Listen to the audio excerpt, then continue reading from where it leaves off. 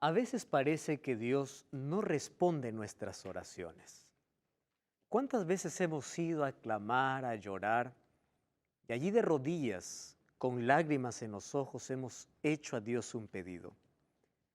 ¿Por qué a veces no sentimos sus respuestas?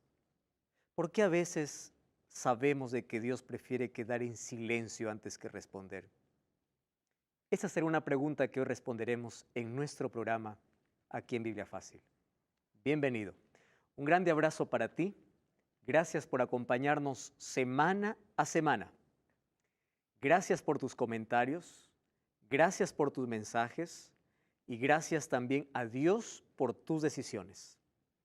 Muchas personas allí al escribir dicen, pastor, yo deseo ser fiel a Dios, deseo servir a Dios.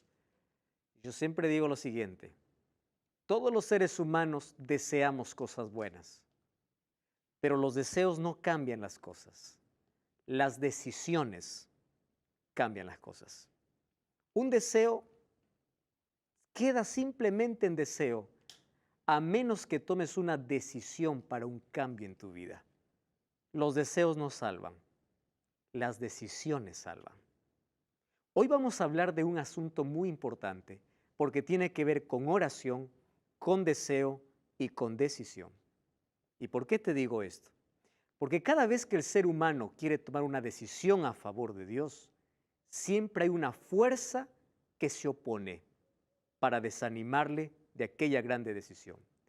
El enemigo siempre ha querido interponerse en los planes de Dios y en las decisiones de los seres humanos. Una vez más, bienvenido y felicito la decisión que tú has tomado de ser fiel a Dios. Bienvenidos también, queridos amigos, gracias porque semana a semana juntos aprendemos y aquí la Biblia nos muestra a todos, sin excepción, ¿verdad? ¿Qué debemos cambiar? ¿Cuál es el rumbo de que nuestra vida debe tener? ¿Qué decisiones deberíamos tomar? Hoy vamos a hablar acerca de una visión muy importante. Daniel en el río Tigris. Recordarles solamente que Daniel, a estas alturas, cuando él está escribiendo ya el capítulo 10, ya tiene 90 años de edad. Está en la parte final de su vida. Toda su vida fue fiel a Dios. Y la fidelidad, ¿por dónde comienza? Por una decisión. Yo comencé hoy el programa diciendo, los deseos no cambian las cosas. Todo el mundo desea, pero solo alcanzan aquellos que deciden. Y esto aplíquenlo para cualquier área de la vida. Tú puedes desear ser un buen esposo, una buena esposa, desear ser un buen hijo, desear ser un buen cristiano, pero el deseo no cambia, a menos que tomes una decisión firme. Y esa decisión siempre tiene un comienzo. Y hoy queremos tomar una decisión a favor de Jesús, a través de esta profecía de Daniel capítulo 10. Y por eso, para poder leer este capítulo, como siempre, vamos a orar para que Dios pueda guiarnos en el estudio de su palabra. Acompáñanos.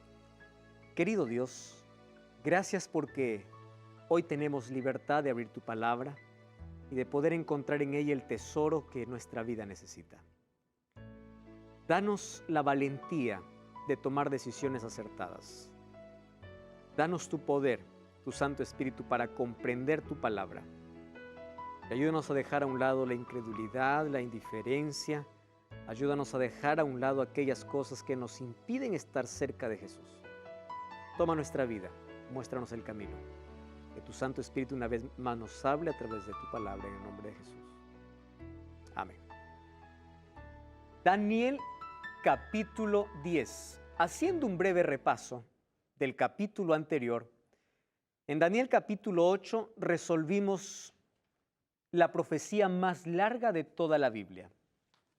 2300 tardes y mañanas. Las 2300 tardes y mañanas comenzaron con un decreto para restaurar Jerusalén en el año 457. Esas 2300 tardes y mañanas tenían varios periodos, de los cuales 490 fueron para el pueblo de Israel o solo para el pueblo judío, Y ese periodo se subdividía en 3 otros periodos. 7 años o 7 semanas, 7 semanas que representaría el fin de la restauración de los muros de Jerusalén. 62 semanas hasta el ungimiento del Mesías. Ese ungimiento representaba el bautismo de Jesús. Solo que el año 27, que fue el año del bautismo de Jesús, daría inicio a la última semana. Esa última semana, en esa última semana se haría cesar el continuo sacrificio. Es decir, acabaría el sacrificio de animales porque el verdadero Cordero moría en nuestro lugar.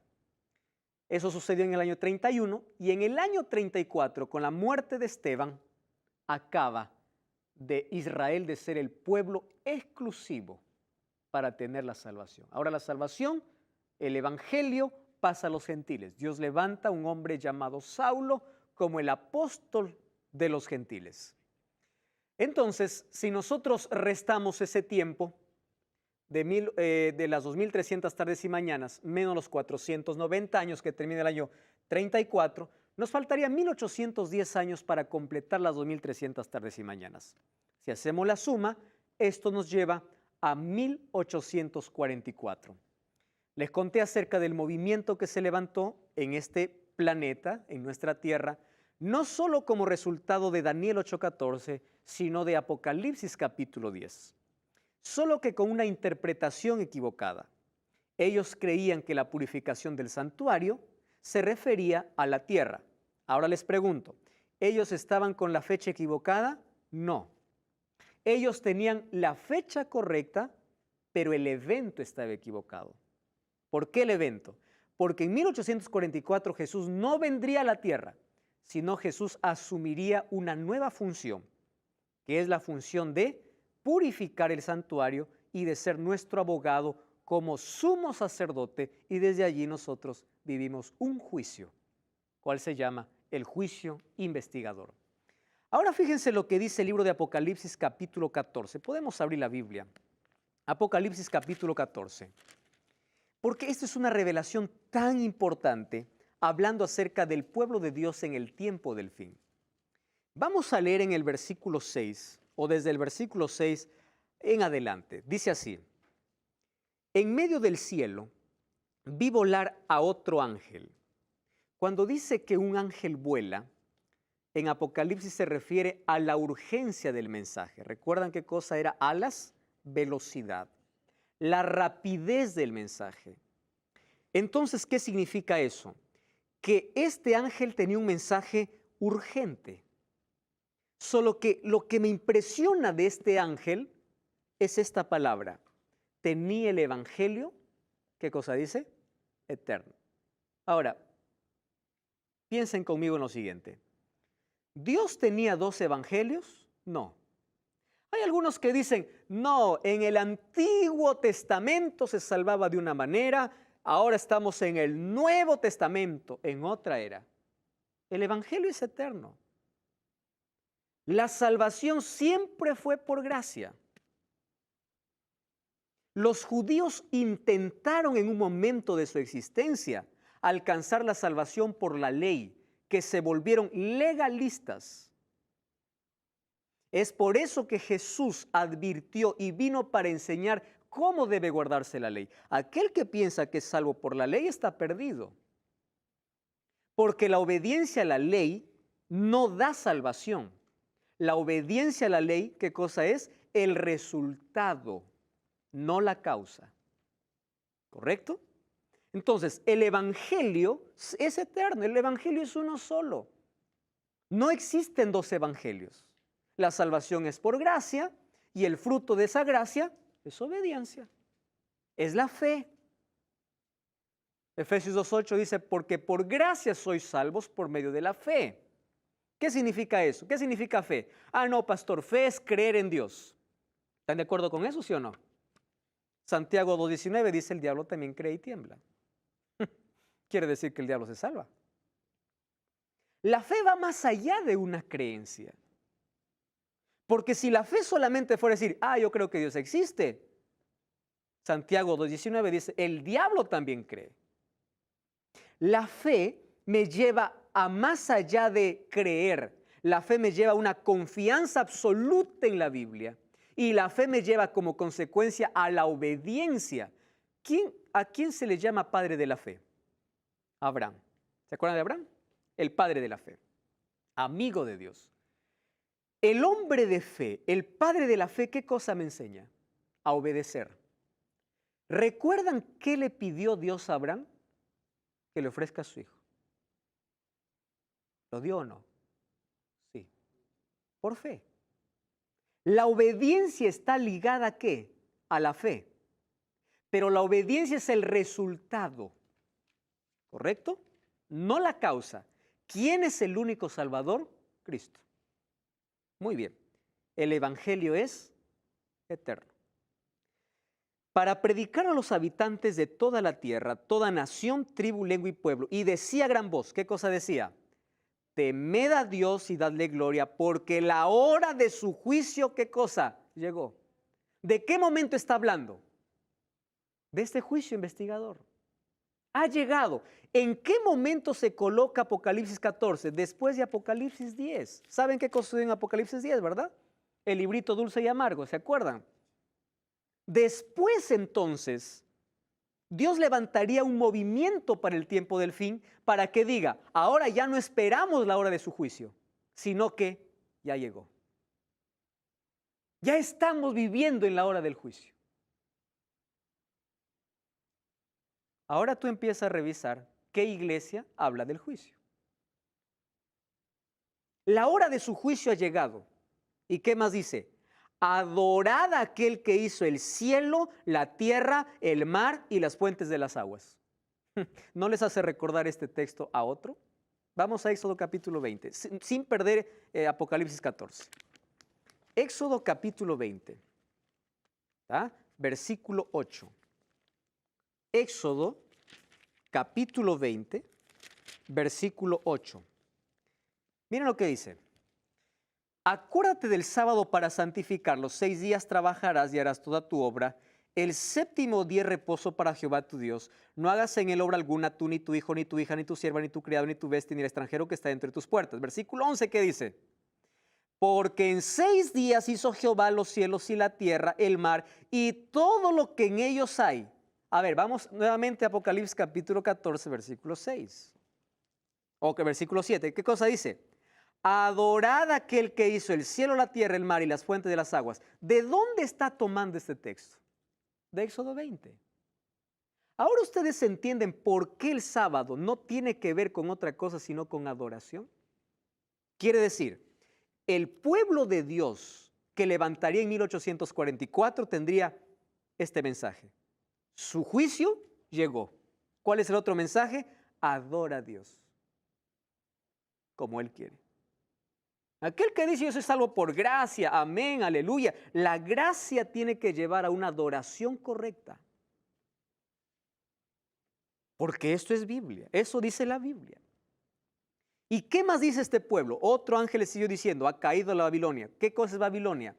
La confusión, la mezcla de tantas creencias y religiones, etcétera, etcétera. Versículo 9. Si alguno adora a la bestia a su imagen y recibe la marca en su frente, en su mano, también beberá del vino de la ira de Dios. Versículo 12, miren lo que dice. Hablando de ese pueblo, aquí está la paciencia o perseverancia de los santos, los que guardan los mandamientos de Dios y la fe de Jesús. ¿Está claro acerca del movimiento del pueblo que Dios levantó después de 1844? Con un mensaje profético. Apocalipsis 14. Ese es el Evangelio eterno. Muy bien. Ahora fíjense lo que ocurre. Daniel capítulo 10. Vamos a Daniel ahora. Porque ahora vamos a encontrar una visión interesante en Daniel capítulo 10, versículo 1 al 3. Allí dice así. Era en el tercer año de Ciro, rey de Persia, que fue revelada palabra a Daniel.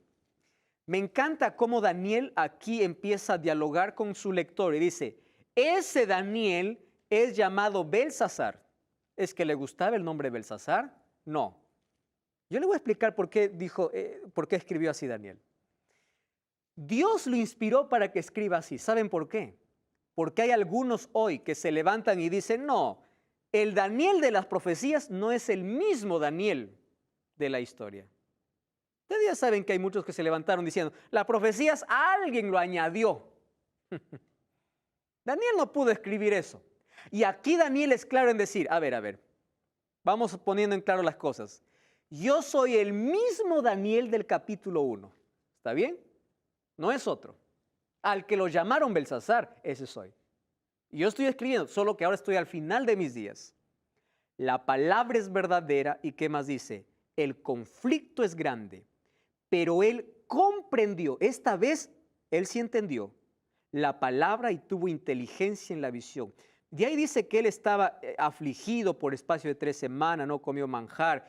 Cuando habla de carne está hablando de carnes limpias y cuando dice que no bebió vino está hablando del jugo de uva. Es decir, él mismo o empezó a orar y ayunar, pero no porque no entendía. Ahora él comprendía, pero ¿qué cosa es lo que él entendió? Que el conflicto era grande. ¿De qué conflicto está hablando? Vamos a ver lo que dice el versículo 12. ¿Está bien? Miren, él comprendió la palabra, pero estuvo afligido, dice, por 3 semanas. ¿Qué cosa tanto le afligió a Daniel? Vamos al capítulo 12. Entonces me dijo así, Daniel, no temas, porque desde el primer día que dispusiste tu corazón a entender y a humillarte en la presencia de tu Dios, fueron escuchadas tus palabras. ¿Existe alguna oración que Dios no responda? ¿Existe alguna oración que Dios no escuche? Generalmente nuestras oraciones se basan en 3 pedidos: necesidades, deseos y espirituales. Si ustedes se fijan en Mateo capítulo 6, cuando Jesús nos enseñó a orar, Jesús no nos enseñó a orar comenzando por pedir. Miren cómo nos enseñó a orar. Todos sabemos el Padre Nuestro. Padre nuestro que estás en los cielos. ¿Cuál es el primer pedido de la oración? Espiritual. Santificado sea tu nombre. ¿Se pusieron a pensar en eso? No dice, Padre nuestro, dame comida. El pan está como 4.º pedido. Quiere decir que el nombre de Dios no es santo. ¿Por qué dice santificado sea tu nombre? Si su nombre ya es santo. ¿Saben lo que está enseñando Jesús en el Padre Nuestro? Que tu nombre sea santificado en mi vida, porque yo te represento. Es decir, el primer pedido es espiritual. Ayúdame a ser un cristiano verdadero. Y de allí recién vienen las necesidades y todo lo que nosotros podemos pedir. Ahora, eso no significa que Dios no escuche un grito desesperado de una emergencia. Claro que lo escucha, porque Él ya sabe y solo está necesitando o está queriendo que tú le pidas ayuda y Dios te va a ayudar. Pero saben, Dios siempre responde a nuestras oraciones, lo hemos escuchado muchas veces, de 3 maneras. Sí, no y espera, solo que el ser humano no le gusta esperar. Mucho más en nuestra generación que es inmediatista. Yo quiero ya y ahora. Si no, no me des, ¿verdad? Muy bien. Solo que ese no de Dios o esa espera de Dios nos desespera a nosotros. ¿Y saben por qué? A veces Dios no nos responde en el momento porque no estamos preparados para recibir esa bendición.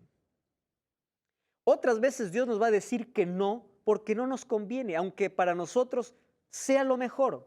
Dios que conoce el futuro te dice no te conviene. Lo que yo me estoy acordando es de una historia que alguien me contó. Estaban ahí en el cuarto jugando 2 hermanitos, un más grandecito y la otra más pequeña. La mamá estaba en la cocina, allí picando, pelando las papas para cocinar. De pronto escuchó que la nenita, empezó a llorar en el cuarto y la mamá pensó que el hermano le estaba molestando. Y le dice, ¿qué quiere tu hermana? Y su hermanito le dice, mamá, yo no puedo darle lo que ella quiere. Y la mamá, como no estaba viendo, le dice, dale, no importa, dale para que no llore. Entonces el hermanito le dio lo que la niña quería y dentro de un segundo empezó a llorar más. Y le dice, ¿qué cosa tiene ahora tu hermana? Mamá, tú me dijiste para darle lo que ella quiere. ¿Qué cosa quería? Una abeja. Y claro, tomó la abeja, le picó la abeja y empezó a llorar más. Los seres humanos somos así. A veces le pedimos a Dios una abeja y Dios dice, no, te va a picar. No, pero yo quiero. Y si nosotros nos sometemos a la voluntad de Dios, vamos a entender el porqué. Y los muchos porqués que no entendamos en la tierra, Dios nos mostrará en el cielo. Dios responde oraciones. Aquí dice, yo escuché desde el primer momento. Pero mira, hay un conflicto. ¿Qué conflicto está hablando? Vamos a ver Efesios capítulo 6, versículo 12. Me encanta este texto. Efesios capítulo 6. No pierdan Daniel. Efesios capítulo 6, versículo 12. Este texto me habla de una realidad que ustedes y yo vivimos todos los días. Efesios capítulo 6. Dice así, por tanto, no tenemos lucha contra sangre y carne, sino contra principados, potestades, gobernadores de tinieblas de este mundo, huestes espirituales de maldad en las regiones celestes. Por tanto, tomad la armadura de Dios para que resistas en el día malo. Y cuando resistes el día malo, no tires la toalla. Tienes que estar firme. Quiere decir, cuando tú tienes una victoria, dices, ¡ah, amén, victoria! Ten cuidado porque ahí puedes caer. ¿De qué está hablando entonces Daniel capítulo 10? Dice, había un grande conflicto. ¿De qué tipo de conflicto está hablando? ¿O qué tipo de conflicto es? Un conflicto espiritual. ¿Y de qué se trataba ese conflicto? Y miren lo que dice el versículo 13. El príncipe del reino de Persia se me opuso durante 21 días, pero Miguel, uno de los principales, vino para ayudarme y quedé allí con los reyes de Persia. He venido para hacerte saber lo que ha de sucederle a tu pueblo en los últimos días, porque la visión es para esos días. Wow, aquí me presenta ya no dos bestias, ¿verdad? Me presenta dos nombres. ¿Qué nombre me presenta? Rey de Persia.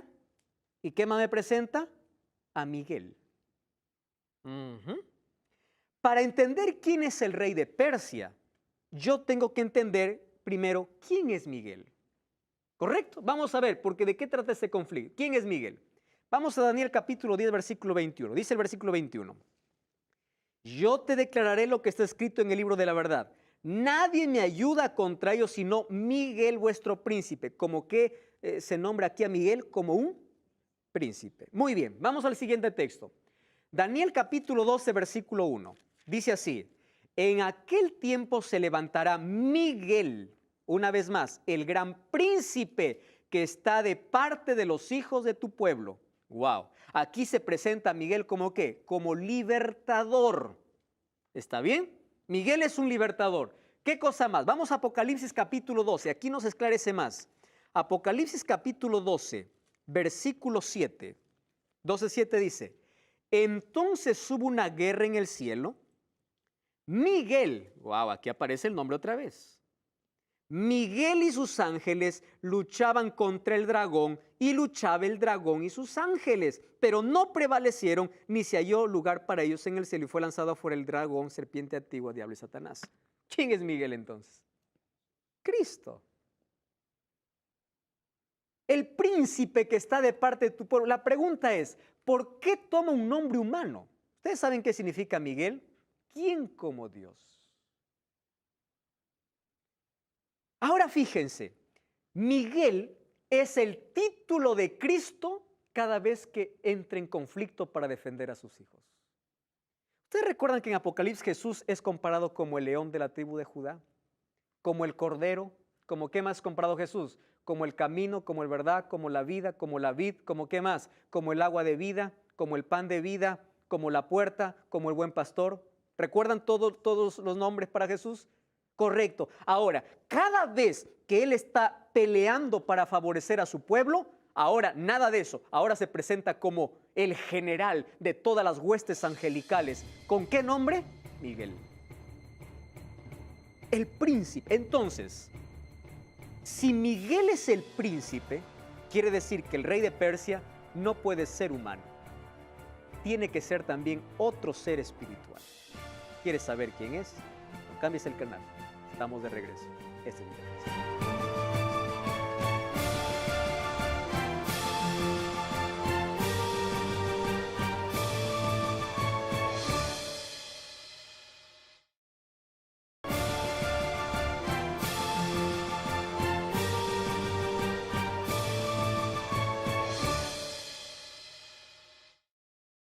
Gracias por estar allí. Estamos de regreso. Esto es Biblia Fácil. Hoy estudiando el libro de Daniel. Preparamos una revista extraordinaria para ti.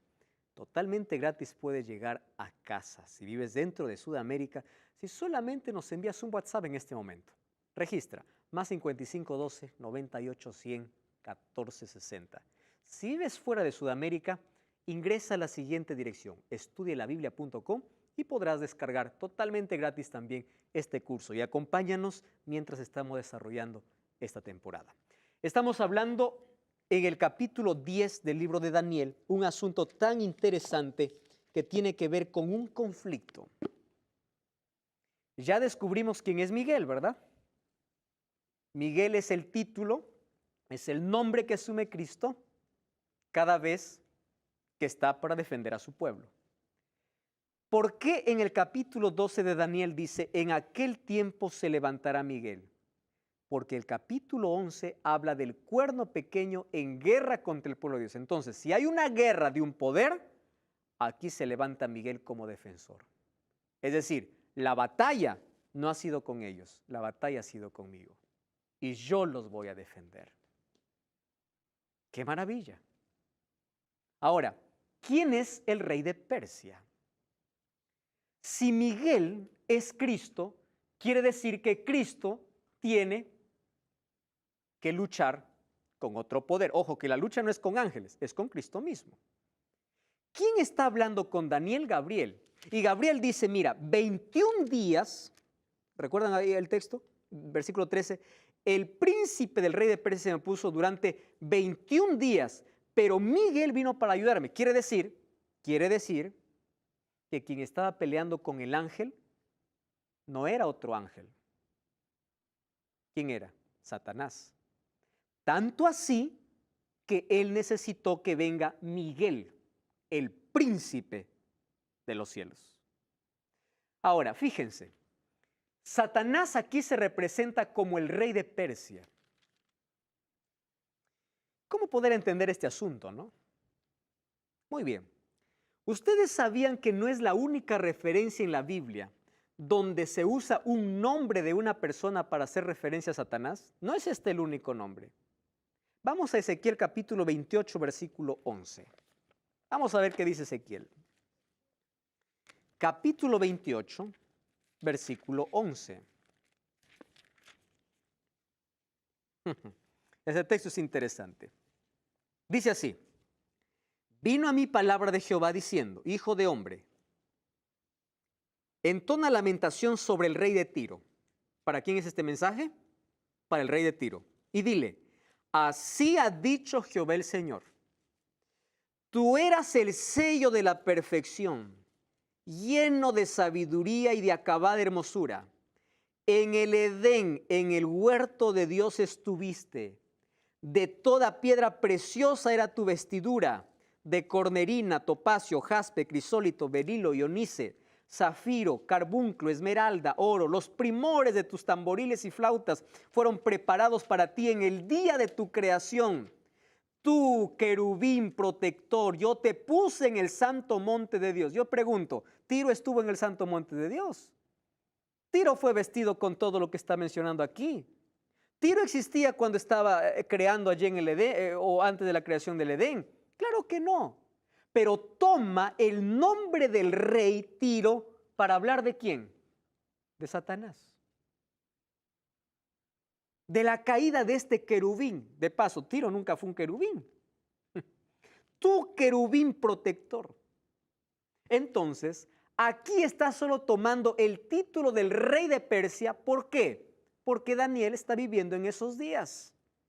Para decir, para hacerle entender un conflicto espiritual, ya no un conflicto político, sino un conflicto espiritual. Ahora, ¿cuál era el problema? Yo les comenté en un capítulo anterior que Jerusalén tuvo 3 invasiones por Nabucodonosor, rey de Babilonia. Daniel fue llevado en el año 605, pero en el año 597, una vez más, regresa Nabucodonosor, ya no para conquistar, ha conquistado Babilonia, para llevar más cautivos y para destruir. Solo que en el año 586, ¿sabe qué cosa hace? Destruyen el templo. ¿Qué templo? De Salomón. El glorioso templo. Los judíos, al ver que venía la invasión, ellos escondieron el arca. ¿Recuerdan el arca dónde estaba? En el lugar santísimo. Lo escondieron. Y cuando fue destruido el templo, el arca estaba escondida. Porque era su adoración a Dios. A través de ello adoraban a Dios. Ahora, fíjense una cosa. La ciudad de Jerusalén estaba en ruinas. ¿Se acuerdan la profecía de las 2300 tardes y mañanas? ¿Por qué necesitaba ser reconstruido los muros y la ciudad de Jerusalén? Porque estaba en ruinas. Fue destruida por completo. Muy bien. ¿Qué sucedió entonces con Daniel? Daniel empezó a estudiar la profecía. ¿Recuerdan ustedes que solamente 70 años ellos debían estar allá? En Babilonia. Y Daniel empezó allí a hablar con Dios y le dice, Señor, ya son 70 años.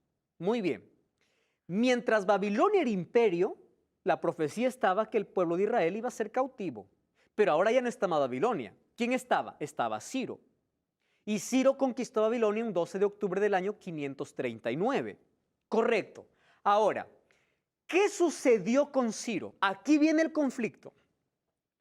Ciro tenía que dar una orden que todos los judíos regresen ¿a dónde? A Jerusalén. Así estaba profetizado y así se cumplió. Quien dio la orden para regresar, ¿quién fue? Fue Ciro. Pero también Ciro debía dar la orden ¿para qué? Para reconstruir a Jerusalén, porque estaba destruida. Y aquí viene la lucha, ese conflicto grande al cual Daniel se refiere. ¿Y saben cuál era el conflicto? Cada vez que quería dar una orden, alguien se lo impedía. Es por eso que demoró. Recuerdan ustedes, después de 3 órdenes se reconstruyó el muro de Jerusalén con Artajerjes en el año 457. Ahora, ¿quién impedía esa orden? El diablo. ¿Por qué impedía el diablo esa orden? ¿Porque no quería que regresen? No. Miren, ve. Porque Satanás sabía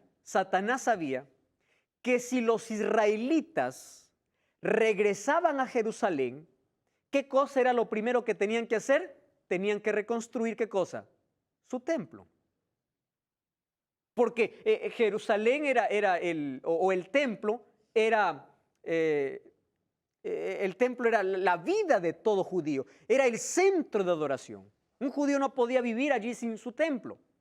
Entonces, el miedo de Satanás, y por qué siempre se oponía, era de que cuando se reconstruye el templo de Jerusalén, ¿qué cosa pasaría? Las profecías se cumplirían fielmente y Cristo vendría. Y el diablo quería impedir que Cristo viniese. Entonces, la lucha no es militar, la lucha es en la mente. ¿De quién? De Ciro. En la mente de todos aquellos que querían dar una orden para reconstruir Jerusalén. Y ustedes saben que en Daniel capítulo 9, versículo 23 dice, el muro será edificado en tiempos angustiosos. ¿Qué significa eso? Hubo tanto problema para levantar muros, para reconstruir el templo. Hubo tanto problema. ¿Por qué había problema? Los samaritanos allí se metieron. Cuando dijeron, vamos a ayudarle, los judíos dijeron, no, ustedes no pueden ayudarnos porque son idólatras. Ellos ahora se interpusieron, fueron a mal informar al rey. Es decir, el diablo usaba a todos para no reconstruir el templo. ¿Por qué? Porque sabía que en ese templo que iba a construir, ¿quién iba a estar? Cristo.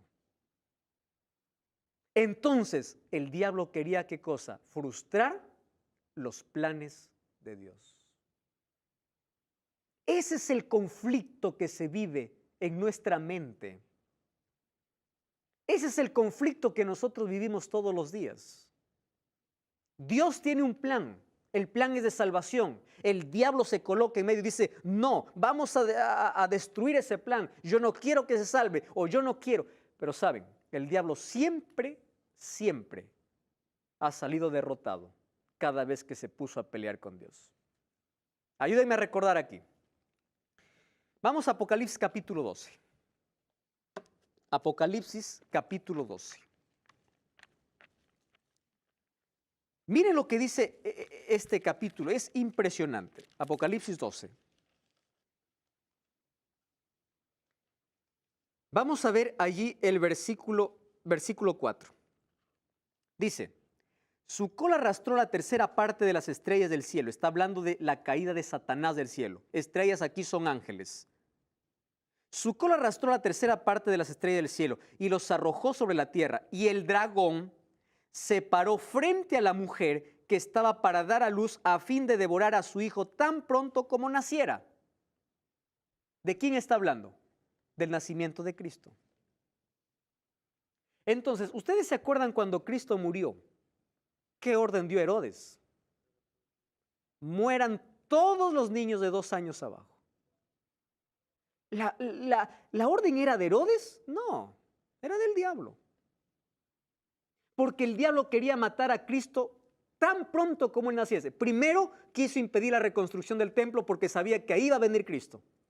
Y cuando Cristo vino, entonces quiso matarlo cuando nazca. Ahora les pregunto, ¿tuvo su victoria el diablo allí? No. Miren, ahora vamos a seguir el versículo 6. El versículo 5. Ella dio a luz un hijo que va a regir a todas las naciones con vara de hierro. Su hijo fue arrebatado para Dios y para su trono. Está haciendo referencia de Cristo. La mujer huyó al desierto, donde tenía un lugar preparado por Dios para ser sustentada allí por 1260 años. ¿Se acuerdan ustedes a qué representa mujer en la Biblia? En la profecía, iglesia. ¿Cuánto tiempo fue perseguida? Ahí está, 1260 años. Ahora escuchen, ¿ah? ¿Cuál era la idea del diablo? La idea del diablo era, si ya no pudo destruir a Cristo, voy a destruir a su pueblo. Antes, ustedes se acuerdan que cuando Cristo murió, Satanás también quiso impedir su resurrección. Es por eso que mandó cuántos soldados ahí a la puerta del sepulcro para impedir que Jesús resucitase. Es decir, el diablo siempre quiso frustrar los planes de Dios. Muy bien. ¿Cuál era la idea del diablo? Destruir a todos los cristianos. Dijo, los voy a matar. Correcto. ¿Los logró matar? No. Tertuliano decía lo siguiente, mientras más cristianos morían, más cristianos se levantaban. Porque la sangre de ellos era como semilla. El diablo cambió de estrategia y dijo, si yo sigo matando, voy a seguir perdiendo. Entonces cambio de estrategia. Mejor me meto dentro de la iglesia con falsas doctrinas. Y allí sí tuvo éxito. Porque hay muchos que creen adorar a Dios cuando están adorando al otro poder. Cambió de estrategia. Ahora piensen conmigo. El diablo fue derrotado aquí. Fue derrotado cuando planificó matar a Jesús. Fue derrotado cuando resucitó Jesús. Fue derrotado cuando pensó perseguir a la iglesia. El diablo viene de derrota en derrota. Es por eso que miren lo que dice el versículo 17 del capítulo 12. Dice así, 17, Apocalipsis, capítulo 12, versículo 17. Allí dice así, entonces el dragón se llenó de ira contra la mujer. ¿Qué cosa es mujer? Iglesia. Y se fue a hacer guerra contra el resto de la descendencia. ¿Qué significa resto? Remanente. El pueblo del fin. ¿Quiénes son? Los que guardan los mandamientos de Dios y tienen el testimonio de Jesucristo. El diablo no está enfurecido con todas las religiones. No. El diablo no está enfurecido con todo aquel que dice ser creyente. No. El diablo está enfurecido con un pueblo. Con este pueblo. Ahora, si el diablo tanto fue derrotado, es porque ahora él tiene sed de venganza y él quiere destruir, él quiere frustrar los planes de Dios, pero nunca lo ha logrado. ¿Ustedes saben qué cosa ocurrió? El templo finalmente fue reconstruido.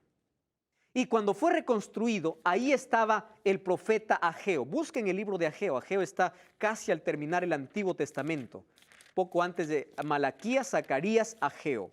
Allí dice así, Ageo capítulo 2, el versículo 7, dice así: haré temblar a todas las naciones, vendrá el deseado de todas las naciones y llenaré la gloria de esta casa, ha dicho Jehová de los ejércitos. Versículo 9, la gloria de esta casa será mayor que de la primera.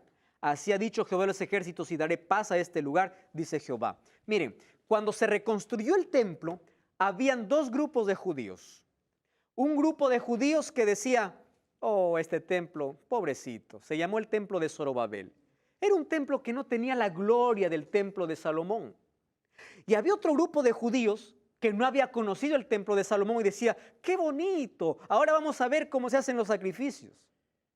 Entonces, aquí se levanta el profeta Ageo para hablar a aquel grupo de descontentos que estaban comparando este templo con el templo de Salomón. Y le dice: espera un momento, dice así Jehová: este templo será mayor que el de Salomón. ¿Por qué? Porque en este templo, ¿quién entrará? El deseado de todas las gentes. ¿Quién era el deseado de todas las naciones? Cristo. Porque la gloria del templo no se encontraría en la infraestructura, sino en quién entraría a ese lugar. Es por eso que el diablo impedía la reconstrucción. La Biblia dice que Jesús vino en el tiempo exacto, y por más que el diablo trató de frustrar los planes de Dios, nunca lo logró. Finalmente, en Daniel capítulo 10, versículo 4 al 8, ¿sabe cómo termina ese capítulo? Impresionante. En la fase final de su vida, Daniel vio la presencia de Dios. O vio a Jesús. Dice que allí vio a un hombre vestido de lino, con sus hombros ceñidos de oro, sus ojos como antorchas de fuego, sus pies como de bronce, su voz como estruendo de muchas aguas. ¿A quién vio al final de sus días? A Cristo. Ese Miguel libertador, ese príncipe de los ejércitos, ahora se presenta para fortalecer a Daniel y le dice: Daniel, tú no temas. Probablemente el diablo intente frustrar todos tus planes o los planes que Dios tenga para ti. Pero si te colocas en las manos de Dios, jamás lo logrará. El diablo está derrotado, querido. Cristo lo venció en la cruz. Él viene de derrota en derrota. La única victoria que va a tener en esta tierra es cuando tú le cedes tu vida. Esa es la única victoria, porque Él sabe que ya es un ser derrotado. Hoy yo te voy a invitar para que formes parte del ejército de Dios, donde está el gran Miguel, donde está Jesucristo, aquel que defiende a su pueblo, aquel que tiene el control de toda la historia, aquel que está llevando la historia hacia un final feliz. Hoy quiero invitarte a tomar una decisión, y esa decisión probablemente esté siendo interrumpida por el diablo, porque cada vez que tú quieres tomar una decisión por Cristo, el diablo viene, ese conflicto entra a tu mente: todavía no es tiempo, no te apures, después lo harás. Tú no sabes si después hay vida. Por eso hoy es el día para tomar una decisión por Jesús. Yo te pregunto, ahí en tu corazón, ¿quién tiene la victoria? ¿Cristo o Satanás? Eso tú lo decides. Piensa en esto mientras este grupo Conexión Cielo está cantando.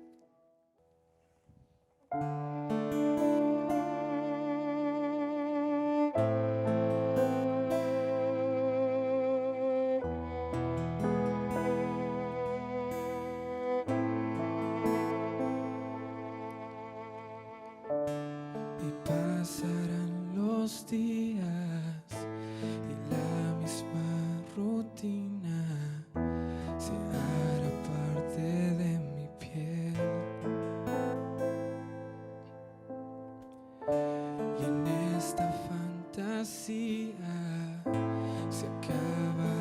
la vida sin darme cuenta dónde fue.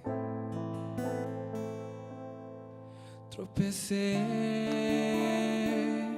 mirando las estrellas, buscando una de ellas que me guiara a ti.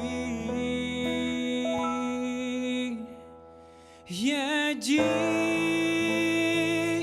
en medio de la noche, tu amanecer estaba más cerca de lo que imaginé. Tú siempre estabas allí y al fin pude encontrar una razón para seguir. Lo que buscaba estaba tan cerca de mí. Y ahora veo lo que ayer nunca vi. Al fin.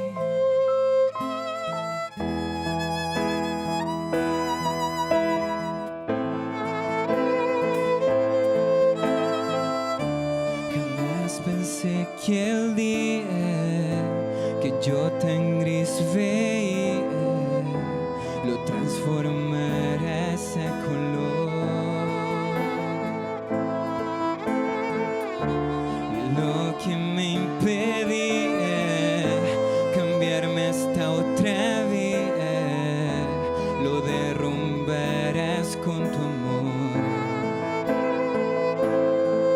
Y al fin es mi punto de partida para una nueva vida junto a ti, Jesús. Y allí, en medio de la noche, tu amanecer estaba más cerca de lo que imaginé. Tú siempre estabas allí y al fin pude encontrar una razón para seguir. Lo que buscaba estaba tan cerca de mí. Y ahora entiendo que puedo caminar siguiendo tu promesa, avanzar con toda la certeza de que tú conmigo estás.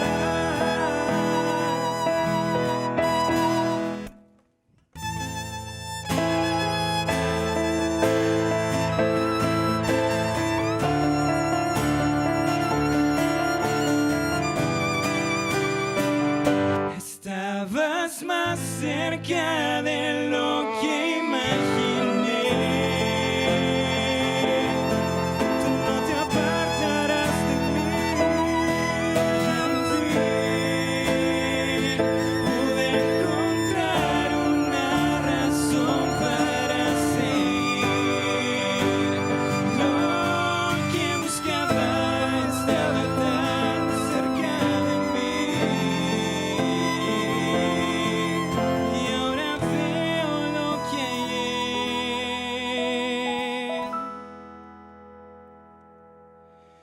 nunca vi.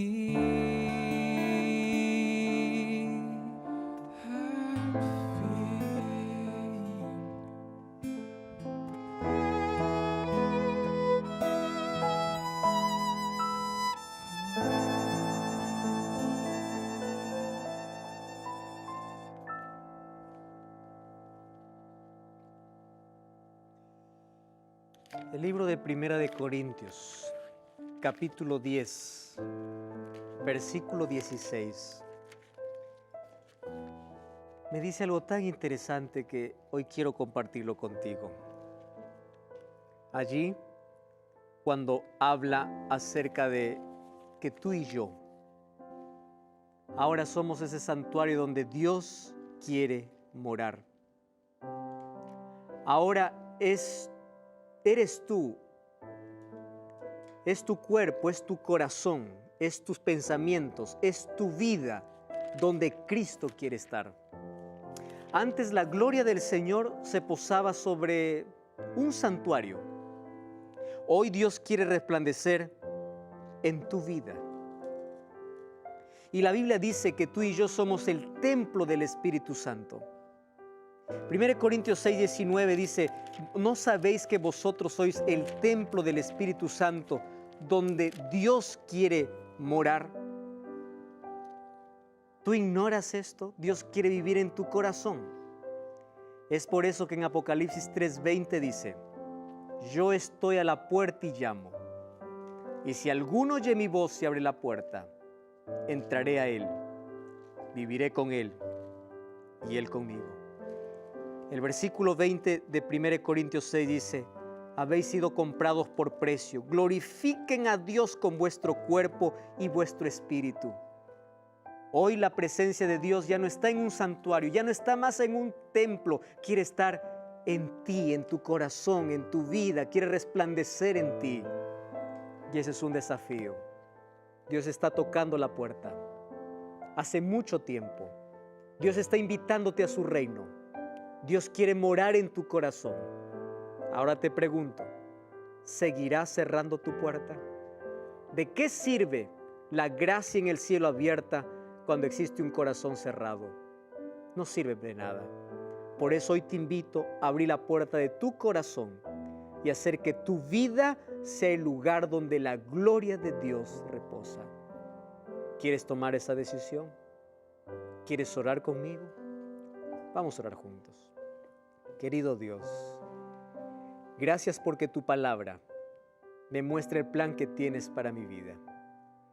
Gracias porque tú estás siempre a nuestro lado, en cualquier circunstancia, en cualquier momento. Y aun cuando nosotros vivimos o estamos envueltos en un grande conflicto, donde hay dos poderes luchando por nuestro corazón, nosotros elegimos a Jesús. Y aunque el diablo quiera frustrar los planes de salvación, así como quiso frustrar la construcción del templo, no podrá frustrar los planes que tienes para nosotros, porque hoy te permitimos que puedas entrar en nuestra vida. Acepta nuestra decisión, toma nuestro corazón y que tu gloria resplandezca en nuestra manera de vivir. Abrázanos hoy, Señor, en el nombre de Jesús. Amén. Gracias por acompañarme en este programa. Te invito para que puedas acompañarme en la última visión de Daniel, que lo veremos la siguiente semana. Te espero aquí, en Biblia Fácil. Dios fue nuestro creador, pues se convirtió en nuestro abogado, pero dio la intención, nos dio la gran virtud de elegir el bien y el mal. Y ese bien y el mal es lo que da el juicio a nosotros. Lo más importante es que a partir de ahora, y lo que no reconocieron todavía, tiene que conocerle, comprenderle, obediencia, virtud y fe para ser salvado. Yo creo que para el momento del juicio, como el pastor dijo anteriormente también, no hay una religión que te salve, no hay una religión de la que seas parte y que te ganes el puesto en el cielo. Van a haber pecadores que suban y pecadores que se queden, pero pecadores que buscaron a Dios, porque uno, a pesar de ser la religión que te desea o el bautismo que tenga. Yo vi una película con respecto al tema del juicio que el Señor se presenta y le muestra y le dice y le habla a distintas personas, y a algunos le dice que muchas veces le dio la oportunidad y no pudieron cambiar. Entonces se van a un determinado lugar y los que son buenos quedan donde tienen que quedar. Me parece intrigante el tema del juicio final, pero es una invitación a que no tengamos una vida completamente liberal, sino que tengamos ciertas conductas agradables a los ojos de Dios, o mejor dicho, toda nuestra conducta agradable a los ojos de Dios. Pienso que Dios no va a jugar grupal, va a ser individual y de acuerdo a nuestro conocimiento, de acuerdo a que nosotros sabemos que no es porque nosotros sabemos mucho o poco de la Biblia, no va a jugar igual, que solo nos va a jugar de acuerdo a lo que sabemos.